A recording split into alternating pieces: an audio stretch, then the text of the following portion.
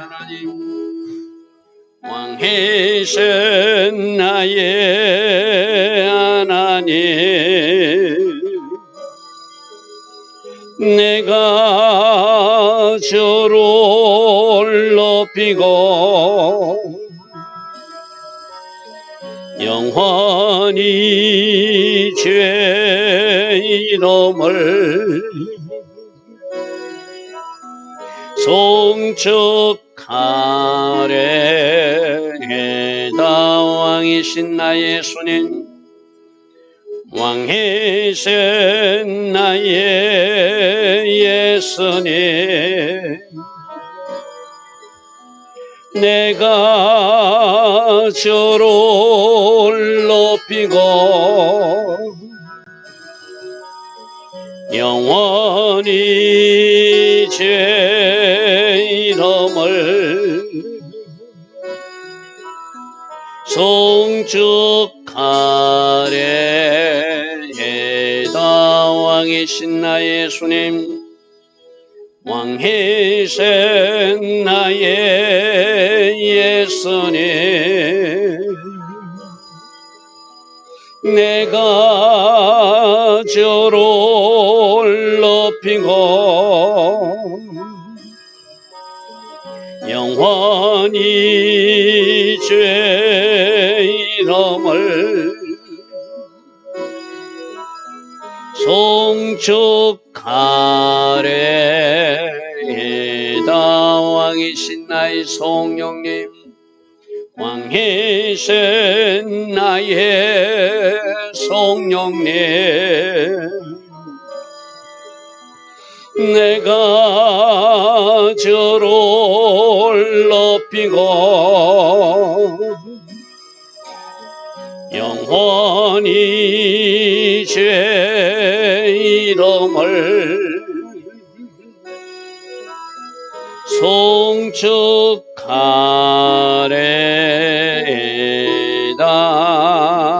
아멘. 좋으신 아버지 하나님, 오늘도 새벽 은혜 주시고 우리 한 사람 한 사람 하나님 앞에 정렬할 수 있는 이 은혜의 시간을 주시니 감사합니다. 오늘도 주를 높이는 하루가 되기를 소망합니다. 주께 순종하는 하루가 되기를 원합니다. 하나님 하신 모든 일에 감사하며 찬양하는 하루가 되기를 원합니다. 오직 말씀 안에서의 삶을 살게 하시고 성령 하나님 인도받는 복된 하루 되게 하여 주시옵소서. 오늘도 금요 예배가 있습니다. 마음과 정성을 다한 예배, 금요 저녁 예배에도 드릴 수 있는 우리 모두 다 되게 하옵소서. 예수와 하마시아 이름으로 감사하며 기도드리옵나이다. 아멘.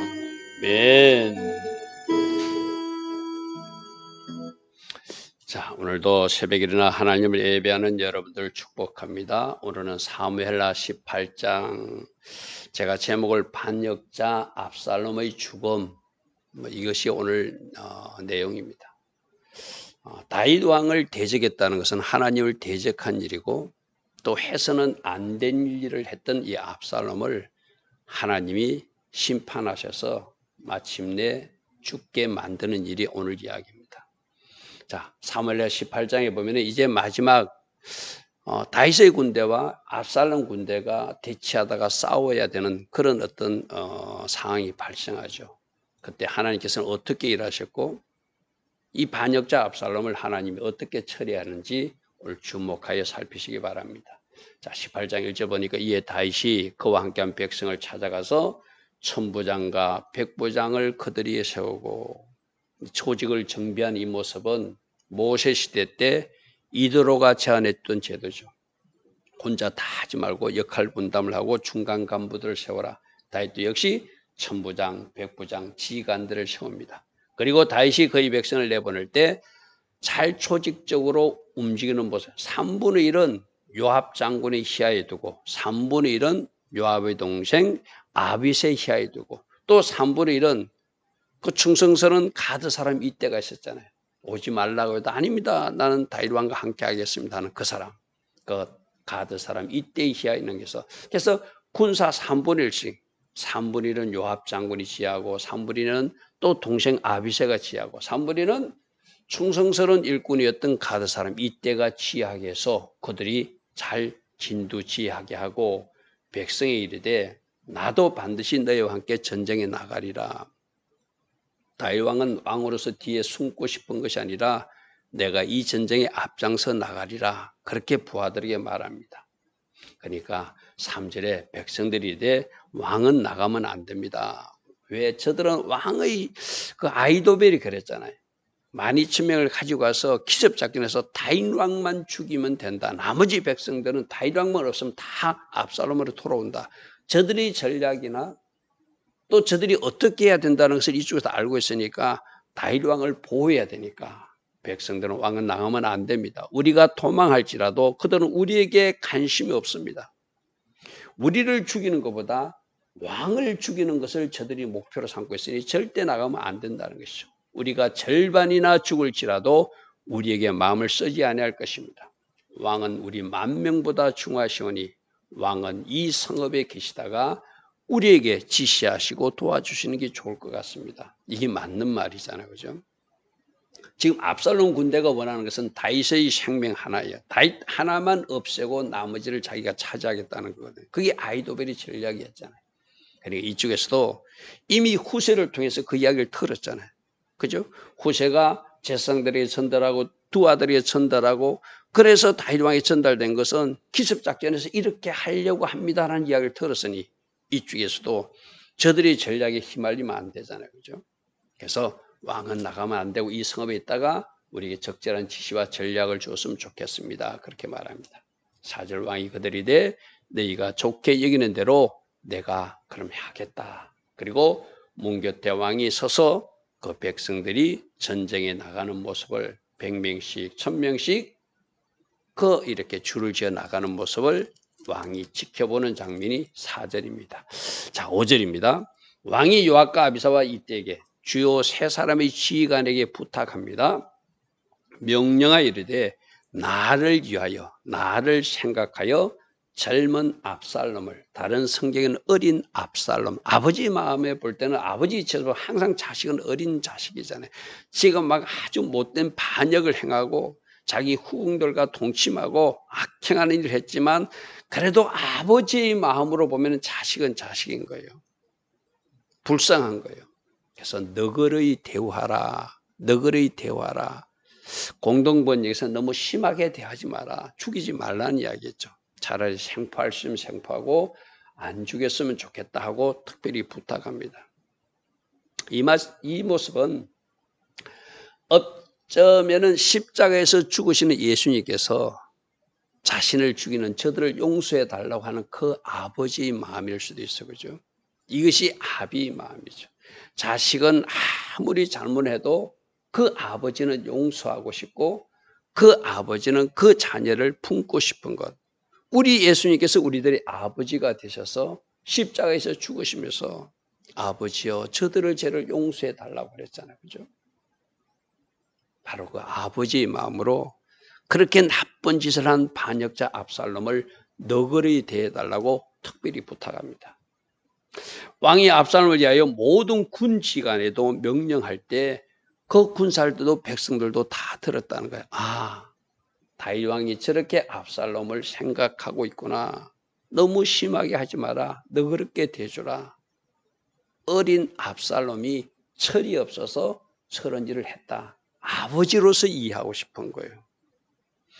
자, 6절 이에 백성이 이스라엘을 치러 들러 나가서 특별히 에브라임 숲을 지게서 싸웠다. 오늘 6절에서 이런 표현이 있어요. 그죠? 물론 저것도 하나님이 예비하신 싸움터입니다. 나중에 보면 칼로 죽은 자보다 그 숲을에서 죽은 사람들이 더 많았다 이런 말이거든. 저 에브라임 숲을 지역은 굉장히 협곡, 절벽이 많고 늪지대가 많아서 싸우다가 죽기보다는 절벽에서 떨어져 죽는 사람도 있을 수 있고 또 늪에 빠져서 죽는 사람도 있는 그런 위험한 지경 거기서 싸우게 됐다는 것이죠. 자, 7절 거기서 이스라엘 백성이 다윗의 부하들에게 전쟁했는데 하나님은 누구를 이기게 할까요? 다윗의 군대가 이기게 하시겠죠. 그래서 그날 그곳에 전사자가 많이 발생했는데 2만 명이나 죽게 되었더라. 지금 하나님의 계획은 반역자 압살롬 군대를 진압해서 다윗의 군대가 승리하게 하는 것이니까, 그죠? 이것이 하나님의 계획이니까 하나님은 그 계획을 지금 이루어가는데, 그들을 전쟁을 치르는데 그들은 많은 사람들이 모여서 지금 대적했지만 다윗의 군대가 승리하게끔 지금 역사하시는 하나님의 일하심을 우리가 보게 되죠. 그곳에서 2만 명이나 죽게 되었고, 자 8절 보십시오. 그 땅에서 사면으로 퍼서 그 숲을 지켜서 싸웠는데 그날에 숲풀에서 죽은 자가 칼에 죽은 자보다 많았다는 이야기가 바로 그 말이에요.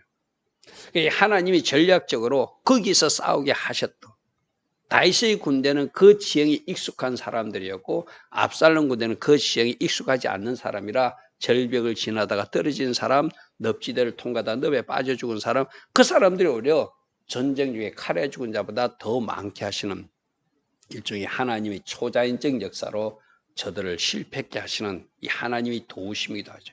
그날에 숲풀에서 죽은 자가 칼에 죽은 자보다 많았더라. 그렇게 다윗의 군대가 직접 처리하지 않아도 마치 천사들이 나타나서 적군들을 멸해 주듯이 자연 지형 때문에 압살롬은 그 반역군들이 죽게 만드신 하나님, 이렇게도 일하셔서 어느 쪽을 하나님이 지지하는지를 보여주신 하나님의 역사겠죠. 그죠? 자, 9절. 압살롬이 다윗의 부하들과 말로 치는데 그때 압살롬은 노새를 탔다. 제가 숫자로 1번 노새를 탔다. 여기서 이제 압살롬의 특징이 나타나요. 내가 왕이라는 거예요. 왕의 신분을 나타내는 노새를 타고 자기가 왕이라고 자랑하는 모습이에요. 또 하나는 그 노새가 큰 상수리 나무 번성한 가지로 되날 때 압살롬의 머리가 그 상수람에 걸리더라. 압살롬 머리를 자랑했던 사람, 그 머리는 힘을 자랑하고 권위를 상징하는 표시라고 그래서 그죠? 그렇게 전쟁터에 나가는 사람이 머리를 좀 자르고 단정하게 나가야 되는데 치렁치렁한 대로 자기 힘을 가시하고 자기 권위를 가시하고 자기가 왕임을 나타내기 위해서 노새를 타고 자기가 뭔가 굉장한 사람처럼 머리가 치렁치렁한 채로 그렇게 전쟁터에 나갔다는 거예요. 자, 여기서 잘 보십시오. 자기가 자랑하던 그것으로 그 사람은 쓰러지게 돼 있어요. 힘 자랑하는 사람은 힘 때문에 망할 것입니다. 총으로 뭔가 하려고 하는 사람은 그 총 때문에 망한다는 말이 있잖아요. 그죠? 지금 노새를 준비해서 타고 가고 있고 자기 머리를 치렁치렁하게 자랑하면서 가던 그는 자기가 생각지도 못했던 자기가 자랑하던 그 머리털 때문에, 자기가 자랑하던 그 노새 때문에 노새는 빠져 도망가고 상수리 나무에 그 머리털이 걸려서 꼼짝 달싹할 수 없는 상태가 되는 것이 오늘 압살롬의 모습이에요. 자, 이 모습도 다 하나님의 섭리 가운데 일어났겠죠. 노새 타고 가고 싶은 마음도 압살롬이 하나님이 허락하셨겠죠. 전쟁터에 나가면서도 머리를 단정하게 자르고 가는 것이 아니라 머리를 치렁치렁하게 자기가 자랑하던 그 머리털을 가지고 그 상수리 나무로 지나가게 하신 분도 하나님이시겠죠. 왜요? 하나님이 심판해야 될 사람이니까. 도저히 회개치 않고 악을 행하면서 점점 더 나쁜 일만 행했던 사람이 압살롬이잖아요. 형을 죽이고 반역을 꾀하고 아히도빌이 말하는 대로 백주에 왕의 후궁들과 동침하고 자기가 왕이 되겠다고 지금 다윗 왕을 죽이겠다고 직접 찾아 나선 사람이 압살롬이잖아요. 그죠? 하나님이 심판할 수밖에 없잖아요. 그가 자랑하던 노새를 타고 가다가 그가 자랑하던 머리털 때문에 상수리 나무에 걸리게 하시고 결국 공중과 그 땅 사이에 그가 매달리게 되더라는 거예요. 그가 탔던 노새는 그 하루로 빠져나갔다. 여러분, 이 마지막에 노새가 그 왕은 달려있는데 압살롬 자기가 자칭 왕이라는 그 사람은 달려있는데 왕이 타는 노새는 빠져나갔다는 것은 뭘 상징하죠? 이제 압살롬에게 그 왕의 자리는 지나갔다는 것을 상징하죠. 그죠? 그가 자랑하던 힘, 그가 자랑하던 머리털, 그가 자랑하던 외모, 그가 자랑하던 노세, 이 모든 것이 그가 쓰러지게 하는 것이다. 자, 오늘 우리도 내가 하나님보다 더 의지하는 것은 무엇이고 내가 자랑하고 높이는 것은 무엇인가, 그것이 나를 넘어지게 할 수도 있다.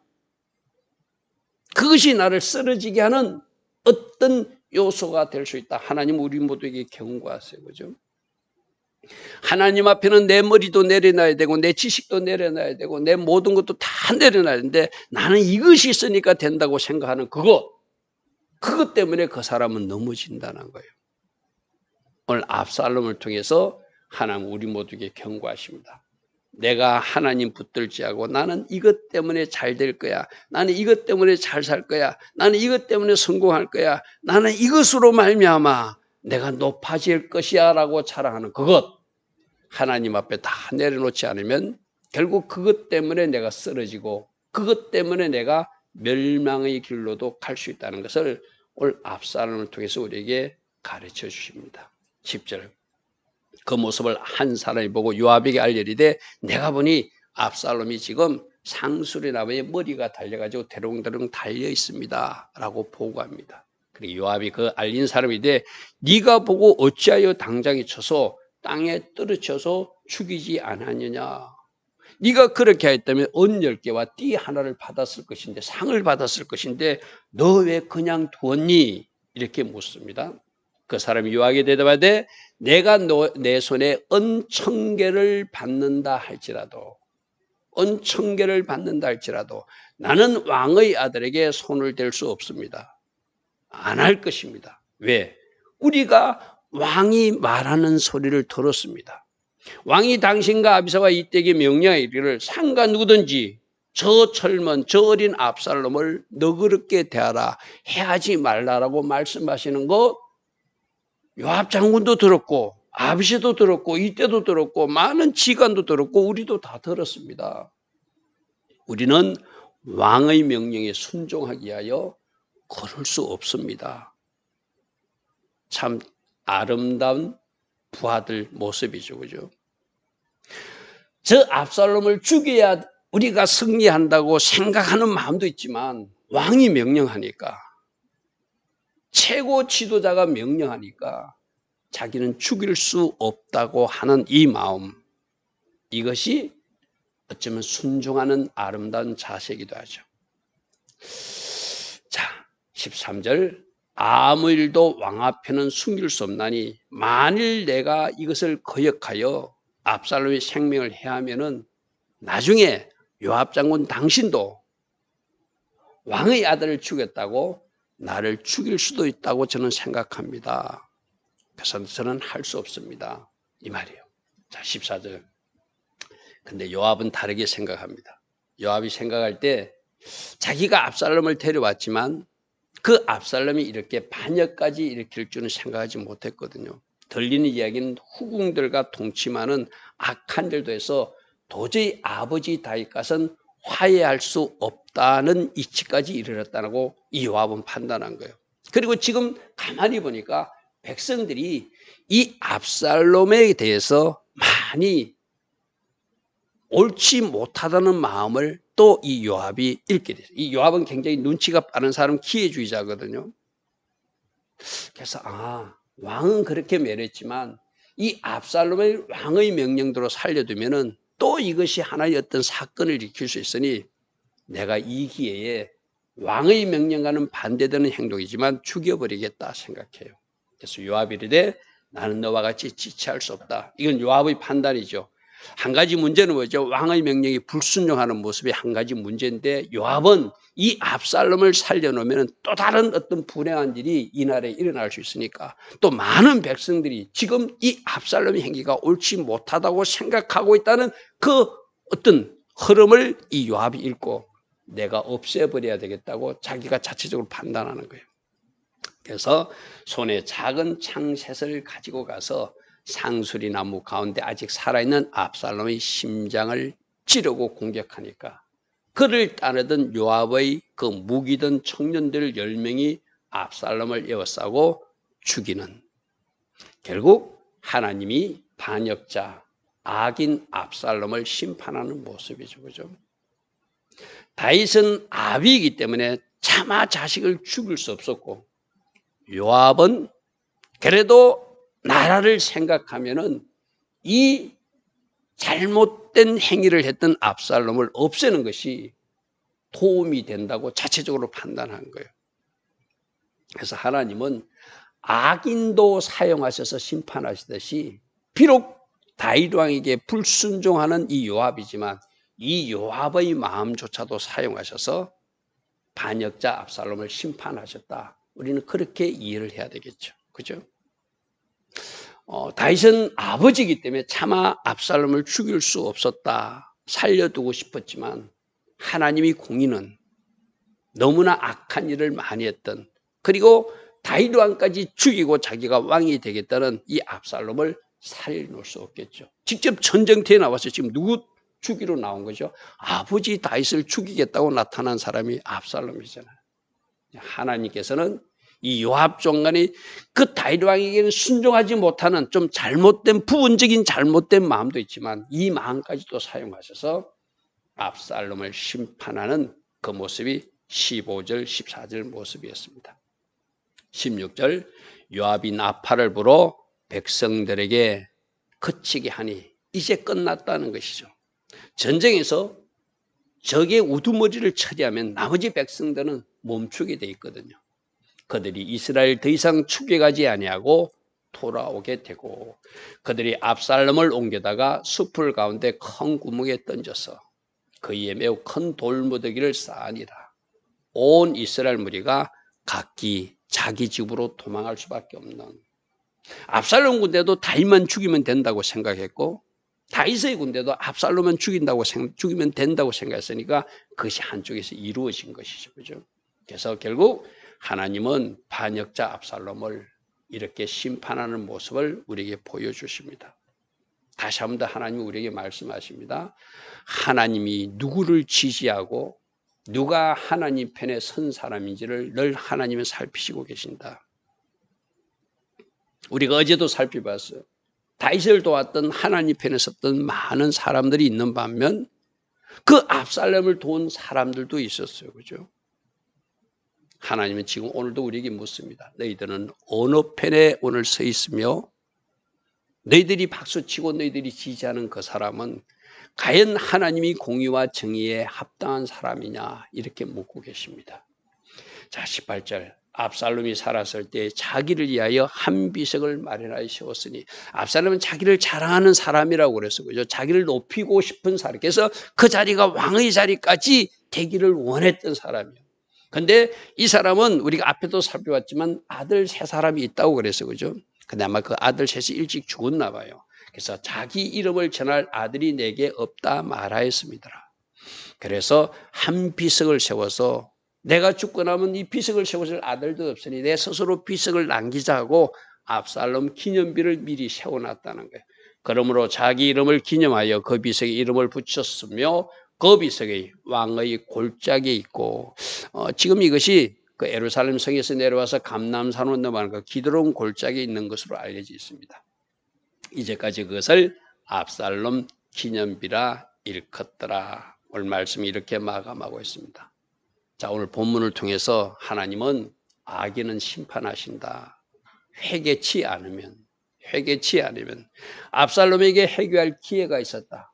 암논을 죽이고도 그가 회개할 기회가 있었지만 3년 동안 애갓집에 도망가서 그는 회개치 않았어. 그죠? 그리고 돌아와서도 자기 잘못을 뉘우치지 않고 자기는 죄가 없다고 우기는 사람이었어요.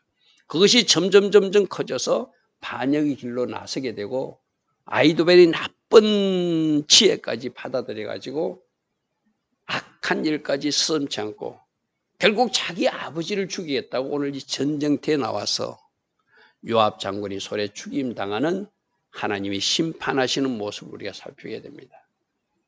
우리도 이 땅에 살면서 잘못할 수 있습니다. 그러나 우리에게는 예수 보혈로 언제든지 회개하고 돌이킬 수 있는 방법을 주셨어요. 그죠? 그래서 우리가 어떤 죄를 지었던 예수 보혈을 의지하며 회개하면 그 모든 죄는 흰 눈처럼 양털처럼 희게 해주신다고 약속하셨잖아요. 그것이 우리가 받은 은혜잖아요. 그런데 이 압살롬은 그 회개를 하지 않고 계속 악한 길로 가다가 하나님이 심판하시는 일을 우리가 오늘 보게 됩니다. 오늘도 우리를 살피는 하루, 우리가 잘못했을지라도 언제든지 회개로 돌이키는 하루, 또 내가 강조하고 힘주고 내가 할 수 있다고 우기는 그 영역이 나를 넘어지게 할 수도 있다는 것을 잘 기억하시고 말씀을 통하여 항상 교훈받는 우리 모두 되길 바랍니다. 좋으신 아버지 하나님, 오늘 압살롬의 죽음을 통하여 우리 각 사람이 주신 주의 음성이 있는 줄 믿습니다. 말씀 안에서 항상 교훈을 얻게 하시고 바른 길, 옳은 길, 하나님 기뻐하신 길을 걸어갈 수 있는 우리 모두 되게 하옵소서. 예수와 하마시아 이름으로 감사하며 기도드리옵나이다. 아멘. 지금은 우리 주 예수 그리스도의 크신 은혜와 하나님 아버지의 영원하신 사랑과 성령 하나님, 오늘도 우리 안에서 내주하시며 때마다 일마다 성령으로 초명하여 주시고 성령 충만의 복으로 함께하여 주시는 그 은혜가 오늘도 새벽에 일어나 하나님의 예배하는 주의 자녀들 머리머리 위에 이 땅에 깨어있는 모든 성도님들과 모든 교회 위에 지금부터 영원토록 영원히 함께하여 주시기를 간절히 축원하옵나이다. 아멘.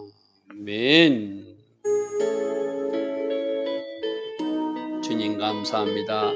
날마다 말씀의 거울에서 우리가 어디로 가야 할 것인지, 어떤 길을 달려야 가야 하는 것인지 말씀해 주시고 교훈해 주시니 감사합니다. 주님 기뻐하신 그 길을 걸어갈 수 있는 우리 모두 되게 하옵소서. 주의 아버지